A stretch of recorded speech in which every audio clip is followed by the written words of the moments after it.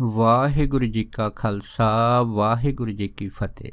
ਗੁਰੂ ਪਿਆਰੀ ਗੁਰੂ ਸਵਾਰੀ ਪਰਮ ਸਤਿਕਾਰਯੋਗ ਸਾਧ ਸੰਗਤ ਜੀਓ, ਅੱਜ ਦਾ ਆਸ ਇੱਕ ਐਸੀ ਵਿਚਾਰ ਕਿ ਜਿਸ ਗੁਰਬਾਣੀ ਨੇ ਪ੍ਰੇਤਾਂ ਦਾ ਕਿਵੇਂ ਆਧਾਰ ਕੀਤਾ, ਕਿਵੇਂ ਇਹਨਾਂ ਨੂੰ ਇਹਨਾਂ ਜੂਨਾਂ ਤੋਂ ਮੁਕਤ ਕਰ ਦਿੱਤਾ, ਇਸ ਦੀਆਂ ਕੁਝ ਕੁ ਵਿਚਾਰਾਂ ਜਾਂ ਜੋ ਮਹਾਂਪੁਰਖਾਂ ਦੇ ਨਾਲ ਵਾਪਰੀਆਂ ਘਟਨਾਵਾਂ ਹੈ, ਉਹਨਾਂ ਦਾ ਕੁਝ ਕੁ ਵੇਰਵਾ ਆਪ ਸਾਰੀਆਂ ਸੰਗਤਾਂ ਨਾਲ ਸਾਂਝਾ ਕਰਦਾ ਹੈ। ਜਿਵੇਂ ਗੁਰਬਾਣੀ ਦਾ ਫਰਮਾਨ ਹੈ, ਪਸ਼ੂ ਪ੍ਰੇਤ ਮੁਗਧ ਕੋ ਤਾਰੇ ਪਾਹਨ ਪਾਰ ਉਤਾਰੇ। ਬਾਣੀ ਪਸ਼ੂਆਂ ਨੂੰ ਵੀ ਤਾਰਦੀ ਆ, ਪ੍ਰੇਤਾਂ ਨੂੰ, ਮੂਰਖਾਂ ਨੂੰ ਤੇ ਪੱਥਰਾਂ ਨੂੰ ਵੀ ਤਾਰ ਦਿੰਦੀ ਆ। ਇਸ ਬਾਣੀ ਦਾ ਇੰਨਾ ਭਾਰਾ ਪ੍ਰਭਾਵ ਹੈ। ਜਿਵੇਂ ਆਪ ਸਾਰੀਆਂ ਸੰਗਤਾਂ ਜਾਣਦੀਆਂ ਕਿ ਪ੍ਰੇਤ ਪਿੰਜਰ ਮੈਂ ਦੁੱਖ ਘਨੇਰੇ, ਕਿ ਜਿਹੜੇ ਪ੍ਰੇਤਾਂ ਦੇ ਰੂਹਾਂ ਦੇ ਵਿੱਚ ਚਲੇ ਜਾਂਦੇ ਆ ਉਹਨਾਂ ਨੂੰ ਫਿਰ ਬਹੁਤ ਦੁੱਖ ਲੱਗਦੇ ਆ। ਲੇਕਿਨ ਪ੍ਰੇਤਾਂ ਦੀਆਂ ਆਪੋ ਆਪਣੀਆਂ ਸ਼੍ਰੇਣੀਆਂ ਹੁੰਦੀਆਂ। ਜਿਵੇਂ ਮਹਾਂਪੁਰਖਾਂ ਨੇ ਚਾਰ ਸ਼੍ਰੇਣੀਆਂ ਦਾ ਜਿਹੜਾ ਮੁੱਖ ਤੌਰ 'ਤੇ ਜ਼ਿਕਰ ਕੀਤਾ ਹੈ। ਇੱਕ ਤਾਂ ਉਹ ਕਹਿੰਦੇ ਹੈ ਕਿ ਇੱਕ ਇਹਨਾਂ ਵਿੱਚ ਕੈਟਾਗਰੀ ਆਉਂਦੀ ਹੈ ਭੂਤਾਂ ਦੀ। ਸੋ ਜਿਹੜੇ ਭੂਤ ਹੈ ਉਹ ਕਿਵੇਂ ਬਣਦੇ ਆ? ਜਿਵੇਂ ਕਿਸੇ ਦਾ ਐਕਸੀਡੈਂਟ ਹੋ ਗਿਆ, ਜਿਵੇਂ ਕਹਿ ਲਓ ਕਿ ਕਿਵੇਂ ਕਿਸੇ ਨੇ ਕੋਈ ਸੁਸਾਈਡ ਕਰ ਲਿਆ, ਖੁਦਕੁਸ਼ੀ ਕਰ ਲਈ, ਜਾਂ ਹੋਰ ਅਨੇਕਾਂ ਕਾਰਨ ਹੈਗੇ ਆ ਜਿਨ੍ਹਾਂ ਕਾਰਨਾਂ ਕਰਕੇ ਆਦਮੀ ਦੀ ਜਿਹੜੀ ਉਮਰ ਹੈਗੀ ਆ ਹਜੇ ਬਾਕੀ ਪਈ ਹੁੰਦੀ ਆ।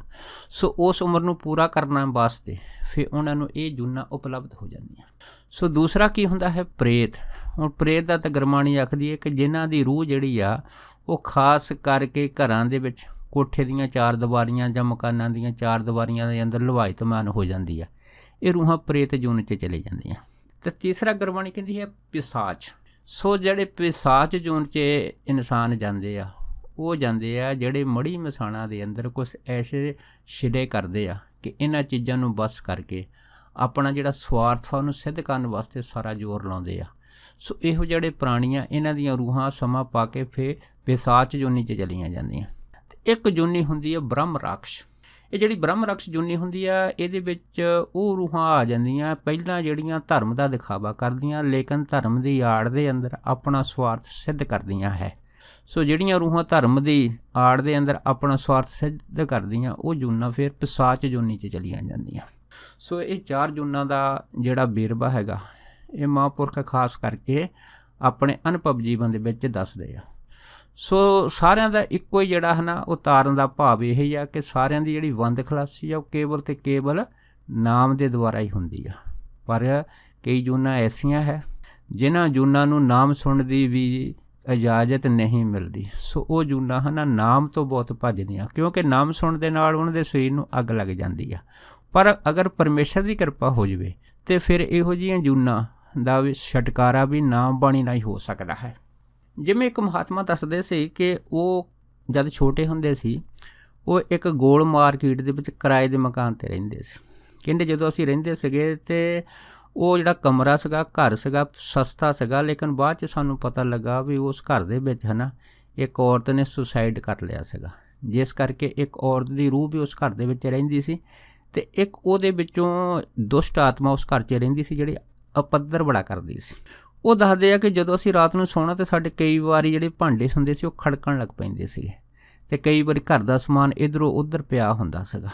ਸੋ ਇਹ ਜਿਹੜਾ ਉਪੱਦਰ ਸੀਗਾ, ਇਹ ਰੂਹਾਂ ਉਸ ਘਰ ਦੇ ਵਿੱਚ ਕਰਦੀਆਂ ਹੁੰਦੀਆਂ ਸੀ, ਜਿਸ ਕਰਕੇ ਕਹਿੰਦੇ ਵੀ ਸਾਡਾ ਰਹਿਣਾ ਜਿਹੜਾ ਸੀ ਬੜਾ ਮੁਸ਼ਕਿਲ ਹੋ ਗਿਆ ਸੀ ਉਹ ਘਰ 'ਚ। ਪਰ ਕਿਰਾਇਆ ਸਸਤਾ ਹੋਣ ਕਰਕੇ ਸਾਨੂੰ ਇਹ ਲਾਲਚ ਸੀਗਾ ਕਿ ਭਾਈ ਇਸ ਘਰ ਦਾ ਜਿਹੜਾ ਕਿਰਾਇਆ ਸਸਤਾ ਹੈਗਾ, ਆਮ ਜਿਹੜੇ ਕਿਰਾਏ ਹੈ ਉਹ 3-4 ਗੁਣਾ ਹੈਗੇ ਆ, ਇਸ ਕਰਕੇ ਅਸੀਂ ਜਿਵੇਂ ਕਿਵੇਂ ਆਪਣਾ ਐਡਜਸਟਮੈਂਟ ਉਸ ਘਰ 'ਚ ਕਰ ਲਈ ਸੀ। ਪਰ ਮਹਾਤਮਾ ਦੱਸਦੇ ਸੀ ਕਿ ਜਦੋਂ ਮੈਂ ਛੋਟਾ ਹੁੰਦਾ ਸੀਗਾ ਅਤੇ ਮੈਨੂੰ ਇਹਨਾਂ ਤੋਂ ਬੜਾ ਡਰ ਲੱਗਦਾ ਹੁੰਦਾ ਸੀ। ਪਰ ਖਾਸ ਕਰਕੇ ਜਦੋਂ ਮੈਂ ਘਰ ਦੇ ਵਿੱਚ ਇਕੱਲਾ ਹੁੰਦਾ ਸੀ ਫਿਰ ਕਹਿੰਦੇ ਮੈਂ ਰਾਮ ਨਾਮ ਦਾ ਸ਼ਬਦ ਦੀ ਉੱਚੀ ਉੱਚੀ ਦਿਖਾਈ ਪਾਉਂਦਾ ਹੁੰਦਾ ਸੀਗਾ, ਤਾਂ ਜੋ ਇਹ ਚੀਜ਼ਾਂ ਮੇਰੇ ਸਾਹਮਣੇ ਨਾ ਮੈਨੂੰ ਦਿਖਾਈ ਨਾ ਦੇਣ ਅਤੇ ਮੇਰੇ ਤੋਂ ਦੂਰ ਭੱਜਣ। ਕਹਿੰਦੇ ਵੀ ਜਦੋਂ ਮੈਂ ਨਾਮ ਮੰਤਰ ਦਾ ਉਚਾਰਨ ਉੱਚੀ ਉੱਚੀ ਕਰਨਾ ਹੈਗਾ ਅਤੇ ਇਹ ਜਿਹੜੀਆਂ ਰੂਹਾਂ ਸੀ ਕੁਛ ਟਾਈਮ ਲਈ ਕਹਿੰਦੇ ਚੁੱਪ ਕਰ ਜਾਂਦੀਆਂ ਸੀ। ਪਰ ਜਦ ਰਾਤ ਨੂੰ ਹੋਣਾ ਤਾਂ ਫਿਰ ਪੱਧਰ ਹੋਣਾ। ਪਰ ਇਸ ਤਰ੍ਹਾਂ ਕਰਦੇ ਕਰਦੇ ਸਾਡੇ 4 ਸਾਲ ਉਸ ਘਰ 'ਚ ਬਤੀਤ ਹੋਏ। ਇੱਕ ਦਿਨ ਕਹਿੰਦੇ ਫਿਰ ਅਸੀਂ ਘਰਦਿਆਂ ਨੇ ਸਲਾਹ ਬਣਾਈ ਕਿ ਸਾਨੂੰ ਇੱਕ ਕਮਰਾ ਜਿਹੜਾ ਹੈਗਾ ਕੁਛ ਦੂਰੀ ਦੇ ਉੱਤੇ ਇੱਕ ਹੋਰ ਕਿਰਾਏ 'ਤੇ ਮਿਲਦਾ ਹੈਗਾ। ਇਸ ਘਰ 'ਚ ਅਸੀਂ ਰਹਿ ਤਾਂ ਰਹੇ ਹਾਂ, ਪਰ ਸਾਡਾ ਰਹਿਣਾ ਜਿਹੜਾ ਉਹ ਵੀ ਬੜਾ ਮੁਸ਼ਕਿਲ ਵਾ, ਕਿਉਂਕਿ ਇਸ ਚੀਜ਼ਾਂ ਤੋਂ ਬੜਾ ਭਿਆਨਕ ਡਰ ਲੱਗਦਾ। ਫਿਰ ਕਹਿੰਦੇ ਜਦੋਂ ਅਸੀਂ ਉਹ ਘਰ ਛੱਡਣ ਦਾ ਫੈਸਲਾ ਕੀਤਾ, ਉਸ ਤੋਂ ਬਾਅਦ ਕਹਿੰਦੇ ਸਾਡੇ ਮਾਤਾ ਪਿਤਾ ਨੇ ਉਸ ਘਰ ਦਾ ਸਮਾਨ ਬੰਨ੍ਹਿਆ ਜਦੋਂ ਬੰਨ੍ਹ ਕੇ ਤੁਰਨ ਲੱਗੇ ਕਹਿੰਦੇ ਉਹ ਸਾਡੇ ਘਰ ਦੇ ਕਮਰੇ ਵਿੱਚੋਂ ਜਿਹੜੀ ਸੀਗੀ ਉਹ ਜੋ ਪ੍ਰੇਤ ਰੂਹ ਰਹਿੰਦੀ ਸੀ ਉਹਨੇ ਕਹਿੰਦੇ ਸਾਨੂੰ ਆਵਾਜ਼ ਦਿੱਤੀ ਵੀ ਤੁਸੀਂ ਇਹ ਘਰ ਛੱਡ ਕੇ ਨਾ ਜਾਓ। ਕਹਿੰਦੇ ਜਦੋਂ ਉਹ ਆਵਾਜ਼ ਅਸੀਂ ਪਹਿਲੀ ਵਾਰੀ ਸੁਣੀ ਸੀ ਕਹਿੰਦੇ ਅਸੀਂ ਹੈਰਾਨ ਹੋ ਗਏ ਵੀ ਸਾਨੂੰ ਇਹ ਕੌਣ ਕਹਿ ਰਿਹਾ ਹੈ। ਅਤੇ ਫਿਰ ਉਸੇ ਹੀ ਰੂਹ ਦੀ ਜਿਹੜੀ ਆਵਾਜ਼ ਸੀ ਕਹਿੰਦੇ ਉਹਨੇ ਸਾਨੂੰ ਦੱਸਿਆ ਸੀਗਾ ਕਿ ਮੈਂ ਉਹੀ ਹਾਂ ਜਿਹੜਾ ਪਹਿਲਾਂ ਤੁਹਾਡੇ ਘਰ ਦੇ ਵਿੱਚ ਪੱਧਰ ਕਰਦਾ ਹੁੰਦਾ ਸੀ।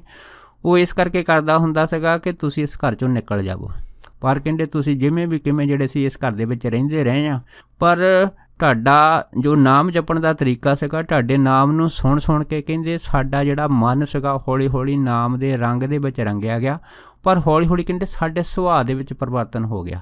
ਅਸੀਂ ਜਿਹੜਾ ਪੱਧਰ ਕਰਨਾ ਸੀਗਾ ਛੱਡ ਦਿੱਤਾ ਅਤੇ ਹੁਣ ਕਹਿੰਦੇ ਜਦੋਂ ਤੁਸੀਂ ਨਾ ਸਵੇਰੇ ਉੱਠ ਕੇ ਰੱਬ ਦਾ ਨਾਮ ਉੱਚੀ ਉੱਚੀ ਜਪਦੇ ਆ ਜਾਂ ਤੁਹਾਡਾ ਬੱਚਾ ਜਿਹੜਾ ਉਹ ਜਪਦਾ ਹੈਗਾ ਉਹਦੇ ਨਾਲ ਕਹਿੰਦੇ ਸਾਡੀ ਹੁਣ ਸਦਗਤੀ ਹੋ ਜਾਣੀ ਆ।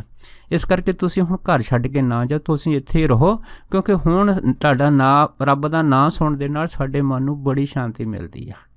ਜਦ ਕਹਿੰਦੇ ਫਿਰ ਇਹ ਗੱਲ ਹੋਈ ਸੀ ਫਿਰ ਕਹਿੰਦੇ ਵੀ ਅਸੀਂ ਸਲਾਹ ਕੀਤੀ ਸੀ ਵੀ ਠੀਕ ਆ ਹੁਣ ਸਾਨੂੰ ਇਹ ਘਰ ਛੱਡਣ ਦੀ ਲੋੜ ਨਹੀਂ। ਬਾਅਦ ਕਹਿੰਦੇ ਫਿਰ ਕਾਫੀ ਟਾਈਮ ਅਸੀਂ ਉਸ ਘਰ ਦੇ ਵਿੱਚ ਰਹੇ ਸੀ।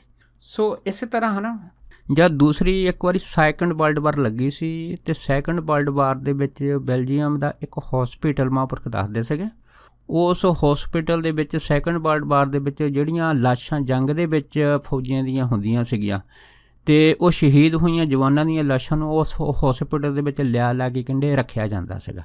ਇਸ ਕਰਕੇ ਸਾਰਾ ਜਿਹੜਾ ਹੋਸਪੀਟਲ ਸੀਗਾ ਹੈ ਨਾ ਉਹ ਸਾਰਾ ਲਾਸ਼ਾਂ ਨਾਲ ਭਰ ਗਿਆ ਸੀਗਾ।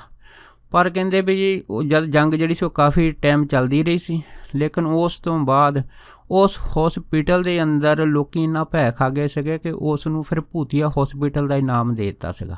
ਲੇਕਿਨ ਉਸ ਤੋਂ ਬਾਅਦ ਉਹ ਹੋਸਪੀਟਲ ਬਹੁਤ ਟਾਈਮ ਤੱਕ ਬੰਦ ਰਿਹਾ ਸੀ ਅਤੇ ਕੋਈ ਉਹਨੂੰ ਲੈਣ ਵਾਸਤੇ ਤਿਆਰ ਨਹੀਂ ਸੀ। ਇੱਕ ਵਾਰੀ ਕਹਿੰਦੇ ਸਰਕਾਰ ਨੇ ਉਹਦੀ ਬੋਲੀ ਲਈ ਪਰ ਕੋਈ ਵੀ ਜਿਹੜਾ ਉਹਨੂੰ ਲੈਣ ਵਾਸਤੇ ਤਿਆਰ ਨਹੀਂ ਹੋਇਆ। ਫਿਰ ਮਹਾਤਮਾ ਕਹਿਣ ਲੱਗੇ ਕਿ ਅਸੀਂ ਉਹਨਾਂ ਟਾਈਮਾਂ ਦੇ ਵਿੱਚ ਉੱਥੇ ਗਏ ਸੀ ਤਾਂ ਅਸੀਂ ਜਿਸ ਮਹਾਤਮਾ ਤੋਂ ਨਾਮਦਾਨ ਲਿਆ ਸੀ ਉਹ ਕਹਿਣ ਲੱਗੇ ਵੀ ਹੋਸਪੀਟਲ ਹੈਗਾ, ਇਹਦੀ ਬੋਲੀ ਆ ਅਤੇ ਇਹਨੂੰ ਲੈਣ ਵਾਸਤੇ ਕੋਈ ਤਿਆਰ ਨਹੀਂ, ਇਹ ਸਾਨੂੰ ਸਸਤਾ ਹੀ ਮਿਲਦਾ, ਜੇ ਹੋ ਸਕੇ ਤਾਂ ਕਿਉਂ ਨਾ ਆਪਾਂ ਕੁਛ ਟਾਈਮ ਵਾਸਤੇ ਇਸੇ ਹੋਸਪੀਟਲ ਨੂੰ ਮੰਦਿਰ ਦੇ ਵਿੱਚ ਤਬਦੀਲ ਕਰ ਦਈਏ। ਫਿਰ ਕਹਿੰਦੇ ਵੀ ਇਹ ਸਲਾਹ ਕਰਕੇ ਆਪਣੇ ਜਿੰਨੇ ਵੀ ਉਹਨਾਂ ਦੇ ਸ਼ਾਗਿਰਦ ਸੀਗੇ ਸ਼ਰਧਾਲੂ ਸੀਗੇ ਉਹਨਾਂ ਨੇ ਉਹ ਜਿਹੜਾ ਹੋਸਪੀਟਲ ਸੀਗਾ ਉਹ ਸਰਕਾਰ ਤੋਂ ਖਰੀਦ ਲਿਆ। ਜਦ ਕਹਿੰਦੇ ਖਰੀਦਿਆ ਗਿਆ ਅਤੇ ਉਹਦੇ ਵਿੱਚ ਜਦ ਗਏ ਆ ਤਾਂ ਉਸ ਹੋਸਪੀਟਲ ਦੀ ਜਦ ਹਾਲਤ ਦੇਖੀ ਆ ਤਾਂ ਬੜੀ ਖਸਤਾ ਹਾਲਤ ਸੀਗੀ, ਕਿਉਂਕਿ ਉਹ ਬਹੁਤ ਦੇਰ ਤੋਂ ਬੰਦ ਪਿਆ ਸੀਗਾ। ਫਿਰ ਕਹਿੰਦੇ ਉਹਨੂੰ ਖੋਲ੍ਹਿਆ ਗਿਆ, ਉਹਦੀ ਸਫਾਈ ਕੀਤੀ ਗਈ, ਸਫਾਈ ਕਰਕੇ ਫਿਰ ਕਹਿੰਦੇ ਵੀ ਉੱਥੇ ਸ਼ਬਦ ਚੌਂਕੀ ਕੀਰਤਨ ਜਿਹੜਾ ਆਰੰਭ ਹੋ ਗਿਆ। ਜਦ ਆਰੰਭ ਹੋ ਗਿਆ ਅਤੇ ਪਰ ਜਦ ਰਾਤ ਹੋਈ ਹੈ ਤਾਂ ਵਾਕਿਆ ਹੀ ਉਹ ਜਿਹੜੀਆਂ ਰੂਹਾਂ ਸੀ ਉਹਨਾਂ ਦਾ ਤਾਂਡਵ ਸ਼ੁਰੂ ਹੋ ਗਿਆ। ਜਦੋਂ ਕਹਿੰਦੇ ਸ਼ੁਰੂ ਹੋ ਗਿਆ ਤਾਂ ਪਰ ਹੁਣ ਜਿਹੜੇ ਮਹਾਂਪੁਰਖ ਆ ਜਿਨ੍ਹਾਂ ਨੇ ਰੱਬ ਦਾ ਨਾਂ ਅੰਦਰ ਵਸਾਇਆ ਹੈਗਾ ਉਹ ਤਾਂ ਨਿਰਭਉ ਹੋ ਜਾਂਦੇ ਆ। ਫਿਰ ਕਹਿੰਦੇ ਉਹ ਜਿਹੜੇ ਮਹਾਤਮਾ ਮੇਨ ਸੀਗੇ ਉਹ ਕਹਿਣ ਲੱਗੇ ਭਾਈ ਤੁਸੀਂ ਰੌਲਾ ਨਾ ਪਾਵੋ, ਅਸੀਂ ਤੁਹਾਨੂੰ ਕਿਸੇ ਤਰ੍ਹਾਂ ਦਾ ਕੋਈ ਨੁਕਸਾਨ ਨਹੀਂ ਪਹੁੰਚਾਉਂਦੇ, ਤੁਸੀਂ ਵੀ ਬੇਸ਼ੱਕ ਇੱਥੇ ਬੈਠੋ, ਤੁਸੀਂ ਕੀਰਤਨ ਸੁਣੋ ਅਤੇ ਕੀਰਤਨ ਸਰਵਣ ਕਰੋਗੇ ਤੁਹਾਡਾ ਵੀ ਆਧਾਰ ਹੋ ਜਾਊਗਾ।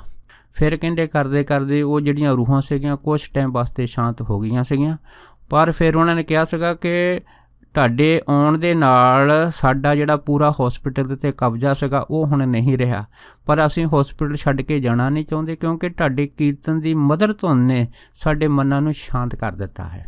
ਫਿਰ ਉਹ ਮਹਾਂਪੁਰਖ ਦੱਸਦੇ ਸੀਗੇ ਕਿ ਅਸੀਂ ਉਸ ਹੋਸਪਿਟਲ ਜਿਹੜਾ ਉਹਨਾਂ ਟਾਈਮਾਂ ਦੇ ਵਿੱਚ 2 ਮੰਜ਼ਲੀ ਬਣਿਆ ਹੋਇਆ ਸੀਗਾ, ਥੱਲਾ ਜਿਹੜਾ ਹੇਠਾਂ ਸੀਗਾ ਕਹਿੰਦੇ ਉੱਥੇ ਅਸੀਂ ਆਪਣਾ ਜੋ ਕੀਰਤਨ ਸਤਸੰਗ ਕਥਾ ਵਿਚਾਰ ਉੱਥੇ ਰੱਖਦੇ ਹੁੰਦੇ ਸੀਗੇ ਅਤੇ ਜਿਹੜੇ ਉੱਪਰਲਾ ਹਿੱਸਾ ਸੀਗਾ ਉਹਦੇ ਵਿੱਚ ਕਹਿੰਦੇ ਅਸੀਂ ਜਿੰਨੇ ਵੀ ਸਾਧੂ ਮਹਾਤਮਾ ਸੀ ਉਹਨਾਂ ਨੇ ਰਿਹਾਇਸ਼ ਰੱਖੀ ਹੁੰਦੀ ਸੀ।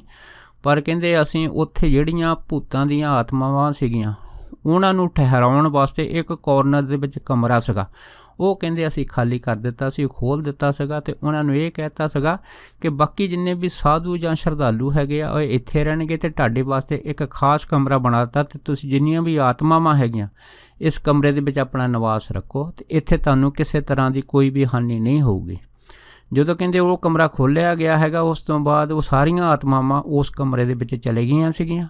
ਜਦ ਕਮਰੇ ਚਲੀਆਂ ਸੀ ਤਾਂ ਫਿਰ ਉਹ ਮਹਾਤਮਾ ਦੱਸਦੇ ਸੀਗਾ ਕਿ ਇੱਕ ਵਾਰ ਜਦੋਂ ਕਹਿੰਦੇ ਮੈਂ ਜਾਂ ਕੋਈ ਵੀ ਹੋਰ ਉੱਥੇ ਦਾ ਸ਼ਰਧਾਲੂ ਉਸ ਕਮਰੇ ਦੇ ਮੋਹਰ ਦੀ ਰਾਤ ਨੂੰ ਲੰਘਦਾ ਹੁੰਦਾ ਸੀ ਤਾਂ ਉਸ ਬੰਦ ਕਮਰੇ ਦੇ ਵਿੱਚੋਂ ਅੰਦਰੋਂ ਕੀਰਤਨ ਦੀ ਆਵਾਜ਼ ਹੁੰਦੀ ਸੀ, ਜਿਵੇਂ ਕਹਿੰਦੇ ਅਸੀਂ ਕੀਰਤਨ ਕਰਦੇ ਹਾਂ।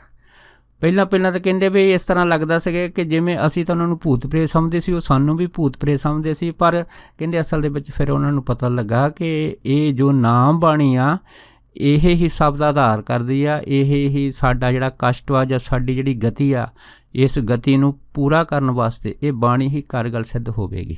ਫਿਰ ਕਹਿੰਦੇ ਉਹ ਰੂਹਾਂ ਵੀ ਉਸੇ ਕਮਰੇ 'ਚ ਕੀਰਤਨ ਕਰਨ ਲੱਗ ਪਈਆਂ ਸੀਗੀਆਂ। ਜਦੋਂ ਅਸੀਂ ਲੰਘਣਾ ਤਾਂ ਸਾਨੂੰ ਵੀ ਰਾਤ ਨੂੰ ਉਸ ਕਮਰੇ ਦੇ ਵਿੱਚੋਂ ਕੀਰਤਨ ਦੀ ਆਵਾਜ਼ ਸੁਣਾਈ ਦੇਣੀ।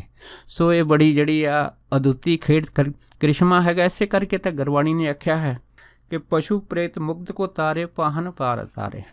ਫਿਰ ਇਸ ਤਰ੍ਹਾਂ ਨਾ ਇੱਕ ਮਹਾਤਮਾ ਦੱਸਦੇ ਹੁੰਦੇ ਸੀ, ਉਹ ਦੱਸਦੇ ਸੀ ਕਿ ਜਿਸ ਜਗ੍ਹਾ ਦੇ ਵਿੱਚ ਸਾਡੀ ਕੁਟੀਆ ਹੁੰਦੀ ਸੀ ਉੱਥੇ ਦਾ ਇੱਕ ਰਾਜਾ ਹੁੰਦਾ ਸੀਗਾ। ਇਹ ਪਰਮਹੰਸ ਰਾਮਾਦਾਸ ਹੋਣਾ ਦਾ ਜਿਹੜੇ ਆਪਣੇ ਜੀਵਨ ਦੀ ਘਟਨਾ ਹੈਗੀ ਆ। ਉਹ ਕਹਿੰਦੇ ਉਹ ਰਾਜੇ ਦੀ ਇੱਕ ਲੜਕੀ ਸੀਗੀ ਅਤੇ ਉਸ ਦੀ ਲੜਕੀ ਨੂੰ ਕਿਸੇ ਬ੍ਰਹਮ ਰਾਕਸ਼ ਨੇ ਜਿਹੜਾ ਸੀਗਾ ਉਹ ਆਪਣੇ ਸਰੀਰ ਦੀ ਪਕੜ ਦੇ ਵਿੱਚ ਲੈ ਲਿਆ ਸੀਗਾ। ਜਦੋਂ ਕਹਿੰਦੇ ਕੋਈ ਬ੍ਰਹਮ ਰਾਕਸ਼ ਨੇ ਉਸ ਲੜਕੀ ਨੂੰ ਆਪਣੇ ਆਤਮਾ ਦੇ ਵਿੱਚ ਪੂਰੀ ਤਰ੍ਹਾਂ ਜਕੜ ਲਿਆ ਸੀਗਾ, ਅਤੇ ਫਿਰ ਕਿਉਂਕਿ ਉਹ ਰਾਜਾ ਸੀਗਾ ਅਤੇ ਆਪਣੀ ਦੀ ਲੜਕੀ ਦੇ ਬਚਾਓ ਵਾਸਤੇ ਉਹਨੇ ਬਹੁਤ ਵੱਡੇ ਵੱਡੇ ਸਿਆਣੇ ਲਿਆਂਦੇ। ਜਦ ਕਹਿੰਦੇ ਸਿਆਣੇ ਲਿਆਂਦੇ, ਕੋਈ ਵੀ ਜਿਹੜਾ ਸਿਆਣਾ ਸੀਗਾ ਉਹ ਉਸ ਲੜਕੀ ਦੇ ਮੂਹਰੇ ਕਹਿੰਦੇ ਟਿਕ ਨਹੀਂ ਸਕਿਆ, ਕਿਉਂਕਿ ਜਦੋਂ ਵੀ ਕੋਈ ਗੱਲਬਾਤ ਹੋਣੀ ਤਾਂ ਲੜਕੀ ਨੇ ਜਿਹੜਾ ਸੀ ਉਹ ਸਿਆਣੇ ਨੂੰ ਇਹ ਕਹਿਣਾ ਹੈਗਾ ਕਿ ਮੈਂ ਬ੍ਰਹਮ ਰਾਕਸ਼ ਹਾਂ, ਮੈਂ ਆਪ ਦੇ ਕਾਬੂ ਨਹੀਂ ਆ ਸਕਦਾ। ਕਿਉਂਕਿ ਤੁਸੀਂ ਜਿੱਦਾਂ ਮਰਜ਼ੀ ਯਤਨ ਕਰ ਲਓ, ਅਗਰ ਤੁਸੀਂ ਮੈਨੂੰ ਕਾਬੂ ਕਰਨ ਦਾ ਯਤਨ ਕਰੋਗੇ ਤਾਂ ਮੈਂ ਤੁਹਾਨੂੰ ਸਾਰਿਆਂ ਨੂੰ ਖਾ ਜਾਊਂਗਾ।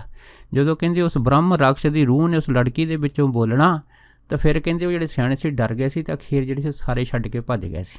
ਉਸ ਤੋਂ ਬਾਅਦ ਕਹਿੰਦੇ ਜਿਹੜਾ ਰਾਜਾ ਦਾ ਪਰਿਵਾਰ ਸੀਗਾ ਉਹਦੀ ਇੱਕੋ ਇੱਕ ਇਕਲੌਤੀ ਲੜਕੀ ਸੀ। ਮਹਾਤਮਾ ਕਹਿਣ ਲੱਗੇ, ਉਸ ਤੋਂ ਬਾਅਦ ਕਹਿੰਦੇ ਫਿਰ ਉਸ ਰਾਜੇ ਨੇ ਦੇ ਪਰਿਵਾਰ ਨੇ ਉਸੇ ਲੜਕੀ ਨੂੰ ਜਿਹੜਾ ਸੀਗਾ ਇੱਕ ਦਿਨ ਪੁੱਛਿਆ ਕਿ ਤੂੰ ਸਾਨੂੰ ਇਹ ਦੱਸ ਕਿ ਅਸੀਂ ਜਿੰਨੇ ਵੀ ਜਿਹੜੇ ਹੈਗੇ ਆ ਤੈਨੂੰ ਇਸ ਸਰੀਰ ਤੋਂ ਛਡਾਉਣ ਵਾਸਤੇ, ਬਾਹਰ ਕੱਢਣ ਵਾਸਤੇ ਬੜੇ ਯਤਨ ਕੀਤੇ ਆ, ਪਰ ਤੂੰ ਮੇਰੀ ਲੜਕੀ ਦਾ ਸਰੀਰ ਨਹੀਂ ਛੱਡ ਰਿਹਾ ਹੈਗਾ। ਇਸ ਕਰਕੇ ਤੂੰ ਇਹ ਦੱਸ ਕਿ ਤੂੰ ਇਸ ਦਾ ਸਰੀਰ ਕਿਵੇਂ ਛੱਡੂਗਾ, ਕਿਉਂਕਿ ਮੇਰੀ ਇਕੱਲੀ ਬੱਚੀ ਹੈਗੀ ਆ। ਅਗਰ ਤੂੰ ਸਰੀਰ ਦੇ ਵਿੱਚ ਰਹੂੰਗਾ ਅਤੇ ਫਿਰ ਭਾਈ ਮੈਨੂੰ ਬੜਾ ਦੁੱਖ ਹੋਊਗਾ ਇਸ ਗੱਲ ਦਾ। ਜਦ ਕਹਿੰਦੇ ਉਸ ਨੇ ਉਸ ਬ੍ਰਹਮ ਰਾਕਸ਼ ਦੇ ਅੱਗੇ ਜਿਹੜੀ ਸੀ ਰਾਜੇ ਨੇ ਤਰਲੇ ਮਿੰਨਤਾਂ ਕੀਤੀਆਂ। ਫਿਰ ਕਹਿੰਦੇ ਉਹ ਬ੍ਰਹਮ ਰਾਕਸ਼ ਲੜਕੀ ਦੇ ਸਰੀਰ ਦੇ ਵਿੱਚ ਬੋਲਿਆ ਸੀਗਾ, ਕਹਿੰਦਾ ਕਿ ਮੈਂ ਬ੍ਰਹਮ ਰਾਕਸ਼ ਹਾਂ, ਮੈਨੂੰ ਕੋਈ ਆਮ ਮਾੜਾ ਮੋਟਾ ਜਿਹੜਾ ਉਹ ਕੋਈ ਤਾਂਤਰਿਕ ਹੈਗਾ ਉਹ ਕੱਢ ਨਹੀਂ ਸਕਦਾ। ਹਾਂ, ਇੱਕ ਚੀਜ਼ ਹੈਗੀ ਆ ਕਿ ਮੈਂ ਇਸ ਬੱਚੀ ਨੂੰ ਇਸ ਕਰਕੇ ਫੜਿਆ ਹੈਗਾ ਕਿਉਂਕਿ ਮੇਰਾ ਜਿਹੜਾ ਆਧਾਰ ਆ ਉਹ ਕੇਵਲ ਅਤੇ ਕੇਵਲ ਰਾਮਾਦਾਸ ਪਰਮਹੰਸ ਜੀ ਹੈ, ਉਹ ਹੀ ਕਰ ਸਕਦੇ ਆ। ਸੋ ਇਸ ਕਰਕੇ ਤੁਸੀਂ ਉਹਨਾਂ ਨੂੰ ਬੁਲਾਓ। ਜਦ ਇੰਨੀ ਗੱਲ ਹੋਈ ਸੀ ਤਾਂ ਫਿਰ ਉਹ ਰਾਜੇ ਨੇ ਫਿਰ ਰਾਮਾਦਾਸ ਪਰਮਹੰਸ ਜੀ ਨੂੰ ਜਿਹੜਾ ਸੀ ਉਹ ਆਪਣੇ ਮਹਿਲ ਦੇ ਵਿੱਚ ਬੁਲਾਇਆ ਸੀਗਾ। ਅਤੇ ਫਿਰ ਜਦੋਂ ਰਾਮਾਦਾਸ ਪਰਮਹੰਸ ਜਿਹੜੇ ਸੀਗੇ ਉਸ ਲੜਕੀ ਦੇ ਸਾਹਮਣੇ ਆਏ ਤਾਂ ਪਹਿਲਾਂ ਤਾਂ ਉਸ ਰਾਕਸ਼ ਨੇ ਰਾਮਾਨੰਦ ਪਰਮਹੰਸ ਨੂੰ ਡੰਡੌਤ ਬੰਦਨਾ ਕੀਤੀ ਸੀ।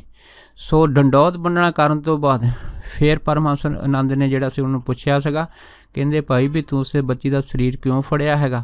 ਤਾਂ ਫਿਰ ਉਹਨੇ ਦੱਸਿਆ ਸੀਗਾ ਕਿ ਮੈਂ ਇਹਦਾ ਸਰੀਰ ਸਿਰਫ ਆਪ ਦੇ ਕਰਕੇ ਫੜਿਆ ਸੀਗਾ, ਕਿਉਂਕਿ ਮੈਂ ਅਗਰ ਕਿਸੇ ਹੋਰ ਦਾ ਸਰੀਰ ਫੜਦਾ ਤਾਂ ਮੈਨੂੰ ਪਤਾ ਸੀਗਾ ਕਿ ਤੁਸੀਂ ਨਹੀਂ ਆ ਸਕਦੇ, ਪਰ ਰਾਜੇ ਦੇ ਕਹੇ 'ਤੇ ਤੁਸੀਂ ਜ਼ਰੂਰ ਆਉਂਗੇ। ਇਸ ਕਰਕੇ ਮੈਂ ਰਾਜੇ ਦੀ ਲੜਕੀ ਨੂੰ ਹੀ ਆਪਣੇ ਕਬਜ਼ੇ ਦੇ ਵਿੱਚ ਕਰ ਲਿਆ ਸੀ।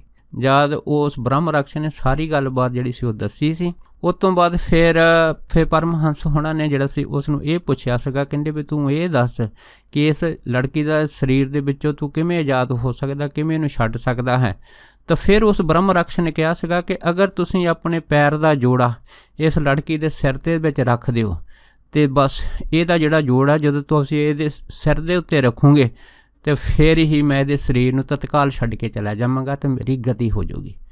ਫਿਰ ਦੇਖੋ ਕਹਿੰਦੇ ਵੀ ਪਰਮਹੰਸ ਜੀ ਨੇ ਜਿਹੜਾ ਆਪਣਾ ਪੈਰ ਦਾ ਇੱਕ ਜੋੜਾ ਸੀਗਾ ਉਹ ਲਾ ਕੇ ਉਸ ਲੜਕੀ ਦੇ ਸਿਰ ਦੇ ਉੱਤੇ ਜਿਉਂ ਹੀ ਰੱਖਿਆ ਅਤੇ ਉਹ ਲੜਕੀ ਜਿਹੜੀ ਸੀ ਯਕਦਮ ਨਿਟਾਲ ਹੋ ਕੇ ਥੱਲੇ ਡਿੱਗ ਪਈ। ਉਹ ਜਿਹੜਾ ਬ੍ਰਹਮ ਰਾਕਸ਼ ਸੀਗਾ ਫਿਰ ਉਹਦੇ ਸਰੀਰ ਨੂੰ ਛੱਡ ਕੇ ਚਲਾ ਗਿਆ ਸੀ, ਉਹਦੀ ਸਦਗਤੀ ਹੋ ਗਈ ਸੀ। ਇਸੇ ਤਰ੍ਹਾਂ ਇੱਕ ਮਹਾਤਮਾ ਦੱਸਦੇ ਸੀਗੇ ਕਿ ਇੱਕ ਵਾਰ ਕੀ ਹੋਇਆ, ਮੈਂ ਕਿਸੇ ਮਹਾਤਮਾ ਤੋਂ ਨਾਮਦਾਨ ਲਿਆ ਸੀ। ਮੈਂ ਨਾਮ ਜਪਦਾ ਹੁੰਦਾ ਸੀ, ਉਹਨਾਂ ਟਾਈਮਾਂ ਦੇ ਵਿੱਚ ਅਭਿਆਸ ਕਰਦਾ ਹੁੰਦਾ ਸੀ। ਜਦੋਂ ਕਹਿੰਦੇ ਇੱਕ ਵਾਰ ਮੈਂ ਇਸ ਤਰ੍ਹਾਂ ਨਾਮ ਜਪ ਦਾ ਅਭਿਆਸ ਇਕਾਂਤ ਦੇ ਵਿੱਚ ਕਰ ਰਿਹਾ ਸੀ, ਆਪਣੇ ਕਮਰੇ ਵਿੱਚ ਬੈਠਾ। ਅਚਨਚੇਤ ਕਹਿੰਦੇ ਕਮਰੇ ਦੇ ਵਿੱਚੋਂ ਕਿਸੇ ਦੇ ਹੱਸਣ ਦੀ ਆਵਾਜ਼ ਆਈ। ਜਦੋਂ ਕਹਿੰਦੇ ਹੱਸਣ ਦੀ ਆਵਾਜ਼ ਆਈ ਤਾਂ ਕਹਿੰਦੇ ਵੀ ਮੈਂ ਜਦ ਅੱਖਾਂ ਖੁੱਲ੍ਹ ਕੇ ਦੇਖੀਆਂ, ਮੈਨੂੰ ਨਜ਼ਰ ਕੋਈ ਨਹੀਂ ਆਇਆ, ਲੇਕਿਨ ਉਹ ਹਾਸਾ ਜਿਹੜਾ ਸੀ ਮੈਨੂੰ ਸੁਣਾਈ ਦਿੱਤਾ। ਜਦ ਕਹਿੰਦੇ ਮੈਨੂੰ ਹਾਸਾ ਸੁਣਾਈ ਦਿੱਤਾ ਤਾਂ ਕਹਿੰਦੇ ਮੈਂ ਹੈਰਾਨ ਹੋ ਗਿਆ। ਮੈਂ ਉਹਨੂੰ ਪੁੱਛਿਆ ਕਿ ਤੂੰ ਕੌਣ ਆ, ਤਾਂ ਕਹਿੰਦੇ ਵੀ ਉਹ ਜਿਹੜੀ ਰੂਹ ਸੀ ਉਹਨੇ ਬੋਲੀ ਵੀ ਮੈਂ ਪਿਸਾਚ ਹਾਂ। ਜਦ ਇੰਨੀ ਗੱਲ ਹੋਈ ਤਾਂ ਕਹਿੰਦੇ ਫਿਰ ਮੈਂ ਉਹਨੂੰ ਕਿਹਾ ਵੀ ਤੂੰ ਮੇਰੇ ਪਾਸ ਕਿਵੇਂ ਆਇਆ ਹੈਗਾ। ਕਹਿੰਦੇ ਉਹ ਹੱਸ ਕੇ ਕਹਿਣ ਲੱਗੀ ਵੀ ਮੈਂ ਤੇਰੇ ਪਾਸ ਆਇਆ ਹਾਂ, ਮੈਂ ਤੈਨੂੰ ਇਹ ਦੇਖਣਾ ਚਾਹੁੰਦਾ ਹੈਗਾ ਕਿ ਤੂੰ ਨਾਮ ਜਪ ਦੇ ਵਿੱਚ ਕਿੰਨੀ ਕੁ ਜਿਹੜੀ ਮੁਹਾਰਤ ਵਾ ਉਹ ਹਾਸਲ ਕਰ ਲਈ ਆ। ਤੈਨੂੰ ਇਸ ਨਾਮ ਜਪ ਦੇ ਵਿੱਚੋਂ ਕੁਛ ਨਹੀਂ ਪ੍ਰਾਪਤ ਹੋਊਗਾ, ਕਿਉਂਕਿ ਮੈਂ ਤਾਂ ਸਾਰੀ ਉਮਰ ਜਿਹੜੀ ਸੀ ਉਹ ਮੜੀ ਮਸਾਣਾ ਦੇ ਵਿੱਚ ਕੱਢ ਦਿੱਤੀ ਆ, ਤੂੰ ਘਰ ਦੇ ਵਿੱਚ ਬੈਠਾ ਹੀ ਨਾਮ ਜਪ ਰਿਹਾ ਹੈਗਾ। ਜਦ ਕਹਿੰਦੇ ਇੰਨੀ ਗੱਲ ਹੋਈ ਸੀ ਤਾਂ ਕਹਿੰਦੇ ਫਿਰ ਮੈਨੂੰ ਪਤਾ ਲੱਗ ਗਿਆ ਸੀਗਾ ਕਿ ਇਹ ਜਿਹੜੀ ਰੂਹ ਮੇਰੇ ਕਮਰੇ 'ਚ ਦਾਖਲ ਹੋ ਗਈ ਆ, ਇਹ ਹੁਣ ਮੇਰੇ ਘਰ ਪੱਧਰ ਕਰੂਗੀ ਅਤੇ ਇਹਨੇ ਮੈਨੂੰ ਨਾਮ ਜਪ ਦਾ ਅਭਿਆਸ ਨਹੀਂ ਕਰਨ ਦੇਣਾ। ਫਿਰ ਮਹਾਤਮਾ ਕਹਿਣ ਲੱਗੇ ਸੀਗੇ ਕਿ ਮੈਂ ਹੈ ਨਾ ਜਿਉਂ ਹੀ ਜਿਹੜਾ ਸੀ ਉੱਚੀ ਉੱਚੀ ਜਿਹੜਾ ਨਾਮ ਮੰਤਰ ਜਪਦਾ ਸੀ ਆਪਣੀ ਰਸਨਾ 'ਤੇ, ਉਹ ਉੱਚੀ ਉੱਚੀ ਕਹਿਣਾ ਸ਼ੁਰੂ ਕਰ ਦਿੱਤਾ। ਜਦੋਂ ਕਹਿੰਦੇ ਮੈਂ ਕਹਿਣਾ ਸ਼ੁਰੂ ਕਰ ਦਿੱਤਾ ਅਤੇ ਉਹੋ ਹੀ ਜਿਹੜੀ ਕਹਿੰਦੀ ਪਿਸ਼ਾਚ ਆਤਮਾ ਸੀਗਾ ਉਹਨੇ ਮੇਰੀ ਨਕਲ ਕਰਨੀ ਸ਼ੁਰੂ ਕਰ ਦਿੱਤੀ। ਜਿਹੜਾ ਕਹਿੰਦੇ ਮੈਨੂੰ ਨਾਮ ਮੰਤਰ ਉਚਾਰਨਾ ਉਹਨੇ ਮੇਰੇ ਪਿੱਛੇ ਜਿਹੜਾ ਸੀ ਉਹੀ ਨਾਮ ਮੰਤਰ ਉਚਾਰਨਾ, ਅਤੇ ਉਸ ਤੋਂ ਬਾਅਦ ਕਹਿੰਦੇ ਫਿਰ ਉਹਨੇ ਹੱਸਣਾ। ਕਹਿੰਦੇ ਫਿਰ ਜਦੋਂ ਮੈਂ ਦੂਜਾ ਫਿਰ ਨਾਮ ਉਚਾਰਨ ਕਰਨਾ ਫਿਰ ਕਹਿੰਦੇ ਉਹਨੇ ਮੇਰੇ ਪਿੱਛੇ ਉਹੀ ਨਕਲ ਕਰਕੇ ਉੱਚੀ ਬੋਲਣਾ, ਅਤੇ ਫਿਰ ਕਹਿੰਦੇ ਉਹਨੇ ਹੱਸਣਾ। ਅਤੇ ਨਾਲ ਉਹਨੇ ਇਹ ਵੀ ਜਿਹੜੇ ਕਹਿੰਦੇ ਵਾਰ-ਵਾਰ ਕਹੀ ਜਾਣਾ ਬਸ ਬਸ। ਕਹਿੰਦੇ ਇਸ ਤਰ੍ਹਾਂ ਜਦੋਂ ਉਹਨੇ ਕਰਨੀ ਤਾਂ ਫਿਰ ਉਹ ਸ਼ਖਸ ਕਹਿਣ ਲੱਗੇ ਕਿ ਮੈਂ ਜਿਹੜਾ ਸੀਗਾ ਜ਼ਿਆਦਾ ਡਰ ਗਿਆ, ਮੈਂ ਹੈਰਾਨ ਹੋ ਗਿਆ ਕਿ ਮੈਂ ਸੁਣਿਆ ਸੀ ਨਾਮ ਜਪ ਦੇ ਵਿੱਚ ਇੰਨੀ ਤਾਕਤ ਹੈਗੀ ਆ ਕਿ ਜਿਸ ਨੂੰ ਸੁਣ ਕੇ ਭੂਤ ਪ੍ਰੇਤ ਦੌੜ ਜਾਂਦੇ ਆ, ਪਰ ਆਹ ਤਾਂ ਜਿਹੜਾ ਭੂਤ ਪ੍ਰੇਤ ਹੈਗਾ ਪਿਸ਼ਾਚ ਹੈਗਾ ਇਹ ਤਾਂ ਨਾਮ ਜਪ ਦੀ ਨਕਲ ਕਰਦਾ ਹੈ ਅਤੇ ਉਲਟਾ ਜਿਹੜਾ ਹੈਗਾ ਉਹ ਹੱਸ ਰਿਹਾ ਹੈਗਾ। ਉਸ ਤੋਂ ਬਾਅਦ ਕਹਿੰਦੇ ਅਚਨਚੇਤ ਮੇਰੇ ਮਨ ਦੇ ਵਿੱਚ ਫੁਰਨਾ ਆਇਆ, ਭਾਈ ਜਿਸ ਗੁਰੂ ਨੇ ਤੈਨੂੰ ਨਾਮਦਾਨ ਦਿੱਤਾ ਹੈ ਨਾ ਉਸ ਗੁਰੂ ਨੂੰ ਤੂੰ ਆਵਾਜ਼ ਲਗਾ। ਜਦੋਂ ਕਹਿੰਦੇ ਇੰਨੀ ਗੱਲ ਹੋਈ ਸੀ ਤਾਂ ਕਹਿੰਦੇ ਜਿਹੜਾ ਮਹਾਤਮਾ ਤੋਂ ਮੈਂ ਨਾਮਦਾਨ ਲਿਆ ਸੀਗਾ, ਮੈਂ ਕਹਿੰਦੇ ਅੱਖਾਂ ਮੀਟ ਕੇ ਪੂਰੀ ਦ੍ਰਿੜਤਾ ਅਤੇ ਇੱਛਾ ਸ਼ਕਤੀ ਨਾਲ ਕਹਿੰਦੇ ਆਪਣੇ ਗੁਰੂ ਨੇ ਜਦੋਂ ਜ਼ੋਰ ਦੀ ਆਵਾਜ਼ ਮਾਰੀ, ਜੋ ਦੀ ਆਵਾਜ਼ ਮਾਰੀ ਕਹਿੰਦੇ ਆਵਾਜ਼ ਮਾਰਨ ਦੇ ਨਾਲ ਹੀ ਕਹਿੰਦੇ ਉਹ ਜਿਹੜੀ ਪਿਸ਼ਾਚ ਆਤਮਾ ਸੀਗੀ ਉਹਨੇ ਕਹਿੰਦੇ ਜਿਹੜੀ ਸੀ ਉਹਦੀ ਆਵਾਜ਼ ਬੜੇ ਜ਼ੋਰ ਦੇ ਨਾਲ ਮੇਰੇ ਕਮਰੇ ਦੇ ਵਿੱਚੋਂ ਚੀਕਦੀ ਆਈ। ਜਦੋਂ ਕਹਿੰਦੇ ਉਹ ਚੀਕਦੀ ਆਈ ਮੈਨੂੰ ਇਸ ਤਰ੍ਹਾਂ ਪ੍ਰਤੀਤ ਹੋਇਆ ਵੀ ਕਿ ਜਿਵੇਂ ਕਿਸੇ ਨੇ ਆ ਕੇ ਉਸ ਪਿਸ਼ਾਚ ਆਤਮਾ ਨੂੰ ਧੱਕਾ ਦੇ ਕੇ ਉਸ ਕਮਰੇ 'ਚੋਂ ਬਾਹਰ ਛੱਡ ਦਿੱਤਾ ਹੋਵੇ। ਉਸ ਤੋਂ ਬਾਅਦ ਫਿਰ ਉਹ ਮਹਾਤਮਾ ਦੱਸਦੇ ਸੀਗੇ ਕਿ ਇਸ ਤੋਂ ਬਾਅਦ ਮੇਰੇ ਨਾਲ ਕਿਸੇ ਤਰ੍ਹਾਂ ਦੀ ਕੋਈ ਘਟਨਾ ਨਹੀਂ ਸੀ ਹੋਈ।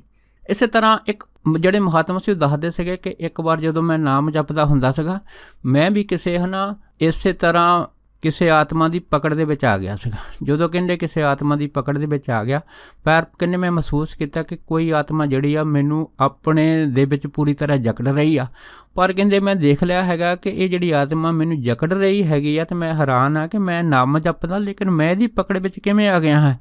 ਪਰ ਕਹਿੰਦੇ ਮੈਂ ਮਹਿਸੂਸ ਕੀਤਾ ਕਿ ਜਿਹੜੀ ਇਹ ਆਤਮਾ ਹੈਗੀ ਹੈ ਆਪਣੇ ਕਲਿਆਣ ਦੇ ਵਾਸਤੇ ਹੀ ਇਹਨੇ ਮੇਰੇ ਸਰੀਰ ਨੂੰ ਆਪਣੀ ਪਕੜ ਦੇ ਲਪੇਟ ਦੇ ਵਿੱਚ ਲੈ ਲਿਆ ਹੈ।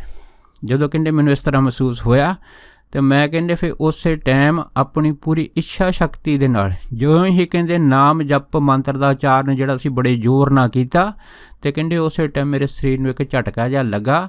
ਝਟਕੇ ਲੱਗਣ ਦੇ ਨਾਲ ਹੀ ਕਹਿੰਦੇ ਮੈਂ ਇਸ ਤਰ੍ਹਾਂ ਮਹਿਸੂਸ ਹੋਇਆ ਕਿ ਜਿਵੇਂ ਮੇਰਾ ਜਿਹੜਾ ਸਰੀਰ ਆ ਪੂਰੀ ਤਰ੍ਹਾਂ ਫੁੱਲ ਵਰਗਾ ਹਲਕਾ ਹੋ ਗਿਆ ਅਤੇ ਉਹ ਜਿਹੜੀ ਆਤਮਾ ਸੀ ਮੇਰੇ ਸਰੀਰ ਨੂੰ ਛੱਡ ਕੇ ਉਸੇ ਟਾਈਮ ਚਲੀ ਗਈ ਸੀ। ਸੋ ਕਹਿਣ ਤੋਂ ਭਾਵ ਇਹ ਹੈਗਾ ਕਿ ਜਿਨ੍ਹਾਂ ਮਹਾਂਪੁਰਖਾਂ ਦੇ ਨਾਲ ਇਸ ਤਰ੍ਹਾਂ ਦੀਆਂ ਘਟਨਾਵਾਂ ਵਾਪਰੀਆਂ ਹੈ ਉਹਨਾਂ ਨੇ ਸਮੇਂ-ਸਮੇਂ ਦੇ ਵਿੱਚ ਇਹ ਸਾਰੀਆਂ ਗੱਲਾਂ ਸੰਗਤ ਦੇ ਨਾਲ ਸਾਂਝੀਆਂ ਕੀਤੀਆਂ।